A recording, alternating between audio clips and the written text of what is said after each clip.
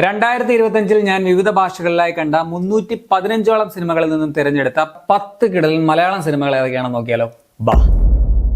ആദ്യം കളങ്കാവൽ. തിരക്കഥയിലും മേക്കിങ്ങിലും ഒക്കെ കുറച്ച് പോരായ്മകളൊക്കെ ഫീൽ ചെയ്യുന്നുണ്ടെങ്കിലും മമ്മൂട്ടിയുടെ ഗംഭീര പെർഫോമൻസും വ്യത്യസ്തമായ റോളുമാണ് ഈ സിനിമയെ എന്റെ ഫേവറേറ്റ് ആക്കിയത്. അടുത്തത് സർവം മായ.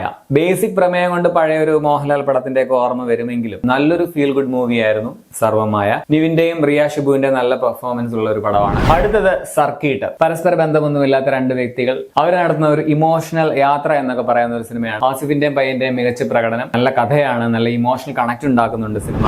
Next officer on duty. 2025 മികച്ച ഒരു ക്രൈം ത്രില്ലർ പടം. ഒരു ഫാസ്റ്റ് പേസ്ഡ് ആയിട്ടുള്ള ഇന്റൻസ് ആയിട്ടുള്ള ത്രില്ലർ ആണ്. വില്ലന്മാരൊക്കെ ഭയങ്കര സ്ട്രോങ് ആയിരുന്നു ഇതിലെ. നെക്സ്റ്റ് ഫെമിനിച്ചി ഫാത്തിമ. വ്യക്തി സ്വാതന്ത്ര്യവും അതുപോലെ സ്ത്രീ സമത്വവും ഒക്കെയാണ് സിനിമ സംസാരിക്കുന്നതെങ്കിലും വളരെ രസകരമായിട്ട് ഓവറായിട്ട് കുത്താതെ ലളിതമായിട്ട് അവതരിപ്പിച്ച ഒരു സിനിമയാണ്. അടുത്തത് തുടരും. മോഹൻലാലിന്റെ 2025 ഏറ്റവും മികച്ച സിനിമ കഴിഞ്ഞ വർഷത്തെ ഏറ്റവും മികച്ച ത്രില്ലറുകളിൽ ഒന്നുകൂടിയാണ്.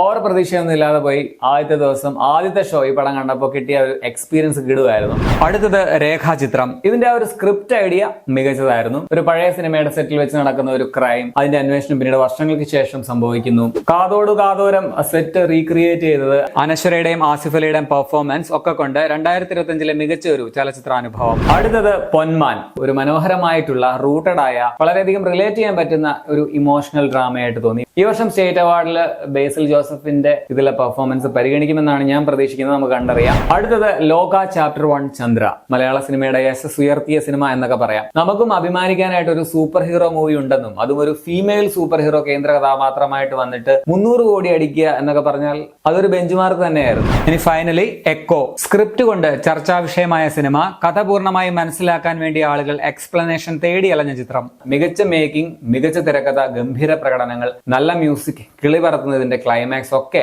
ഈ സിനിമയുടെ പോസിറ്റീവ്സ് ആയിരുന്നു. ഈ 10 ഒതുങ്ങുന്നതല്ല എന്റെ ഫേവറേറ്റ് സിനിമകൾ, ഇതിൽ കൂടുതലുണ്ട്. So full list thriller by Rakesh YouTube ചാനലിൽ ഞാൻ അപ്ലോഡ് ചെയ്തിട്ടുണ്ട്, കണ്ടു നോക്കുക.